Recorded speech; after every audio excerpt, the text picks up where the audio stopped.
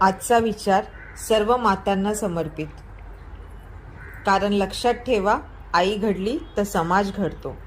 आई म्हणजे फक्त जन्म देणारी नाही, तर आई म्हणजे पहिली शाळा, आई म्हणजे पहिला संस्कार, आई म्हणजे पहिली दिशा, आई म्हणजे रमाई. हो, रमाई. बाबासाहेबांच्या पाठीमागे सावलीसारखी उभी असणारी रमाई, जिने आई पण काय असतं याचं आदर्श उदाहरण दिलं. बाबासाहेब म्हणाले होते, मी समाजाची प्रगती स्त्रीच्या प्रगतीवरून मोजतो. हे वाक्य फक्त ऐकण्यासाठी नव्हे, तर जगण्यासाठी आहे. आज आपण विचार करूया, आई जर घाबरलेली असेल तर मुलं कशी निर्भय होणार? आई जर गप्प बसणारी असेल तर समाज अन्यायाविरुद्ध कसा उभा राहणार? आई जर शिकलेली असेल तर ती फक्त अक्षर ओळख देत नाही, तर ती विचारांची बीज रोवते. आई संविधान समजून घेणारी असेल तर तिचं मूल कधीच संविधान मोडणार नाही.